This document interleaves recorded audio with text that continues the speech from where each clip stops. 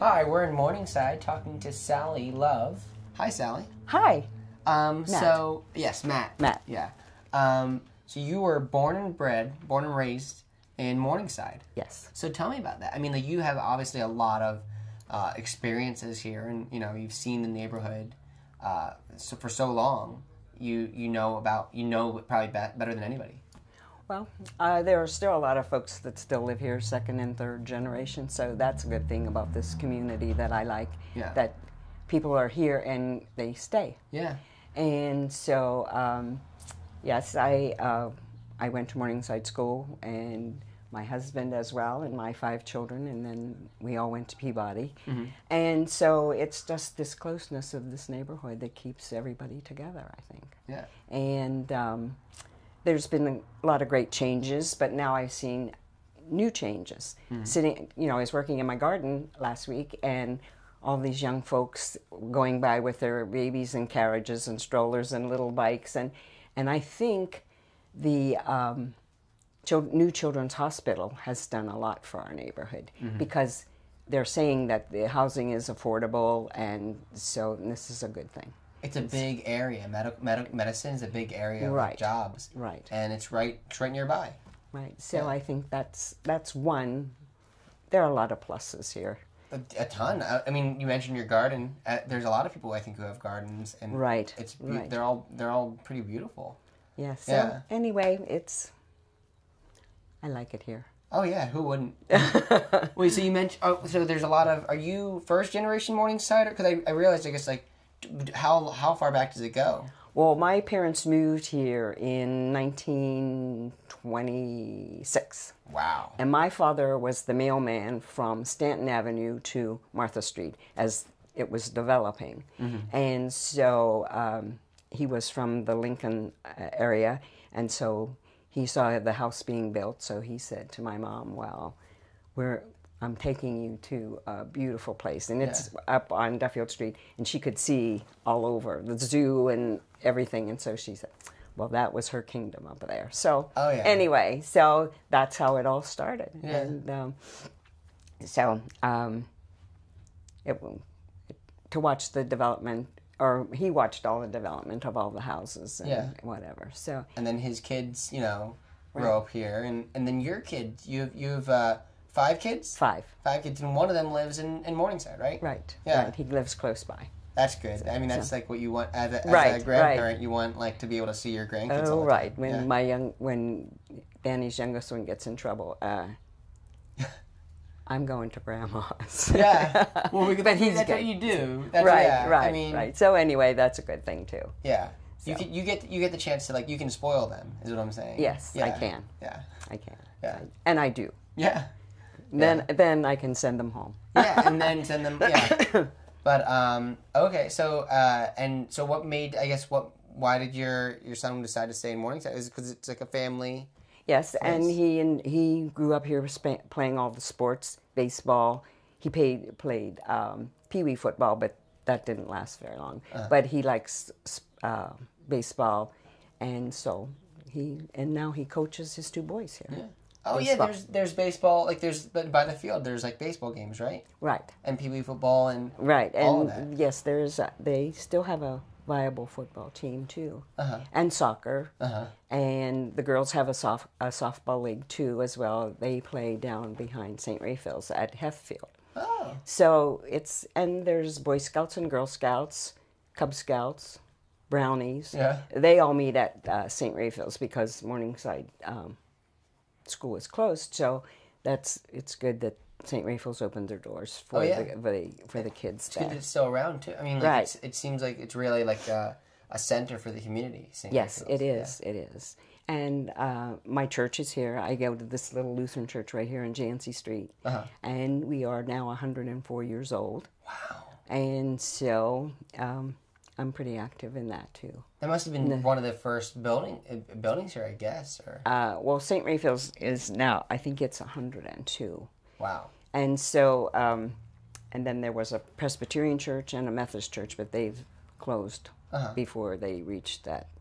Yeah. Are a lot of the church? I know that sometimes in areas like the churches, I guess, combine their denominations Do you see that happening or? Oh no, Oh. not really. All right, but St. Ray's is even people who aren't like part of St. Ray's still go to St. Ray's. Yes. Okay. I'm there often because I still want my kids to go to that school. Yeah. Oh, and to support. How old are the kids? I guess. Declan is 10. 10. And Danny is now a freshman at Central. But he went all through St. Ray's from preschool to 8th grade. Oh, very So they go there, and we do a lot of things with St. Raphael's, the food bank, and those kind of social things, and between the senior center and the Lutheran Church and the St. Raphael's, we all get along very well. Yeah, and that's good. That's the senior center. I heard also has like a good community too. Yes. Yeah, it's like very active. Yes, it is. It's great. So and it's still all the people that we all grew up together, and then we have senior trips, and we discovered one night when we were on a senior trip that there were about 8 of us from our PTA days there, so we had a lot of reminiscing to do. So it was really good. Wonderful. I mean, those are the kind of things that keep a community viable, I think. Yeah, being able to have friends that you've known for as long as you can remember, right, and be able to reminisce and show grandchildren's, and well, some people have great grandchildren, but you can share in their lives too. Yeah. So that's a family. That's what it is. It's an extended family. It's a family. Yeah. Right. I guess what other do you see new people, different kinds of people moving in, or? Yes, I do. My neighbors are from Brazil, and they came here because of Children's Hospital, and their son had surgery there, and they found a new home. And we just dearly love them. Yeah, they're really nice. Santos keeps me posted on all the soccer in Brazil. Okay, cool. Is this a big sports town? Morningside. A lot of people. I mean, maybe Pittsburgh is just a big sports town. We have our own, baseball association. The girls have their softball and the soccer and the football. So I think it's great. I think it seems like pretty big. It seems like there's a lot of fans here. Right. There is. Yeah. We have grandma benches. Oh, really? That's something that not every town has. Yeah. So it's fun. And there's a lot of dogs, I've also noticed, right? Yes, there is. Yeah. When they walk on Morningside Avenue, one dog barks and then it's a chorus. Oh. Yeah. They all follow. So it's like its own like little kind of traveling zoo. Like next to the PPG zoo, and there's the Morningside. Right. Yeah. So. Yeah. Anyhow, and I know there's just one thing that we miss in Morningside is a little grocery store. Right. Are they redoing that, I heard, or no? Or I don't know what they're going to do with that empty building down there, but do you remember the days when it was like I guess like popular, I guess? Yeah. Oh, yeah. Yes, we had where the Rite Aid is, there was a meat market, Stump's Meat Market, and in my early days there was a butler store, PH Butler, and an A&P. And a United Dairy store, and we had dry cleaners and beauty shops and then Santa and a shoe repair, dry cleaners, bakeries. Yeah.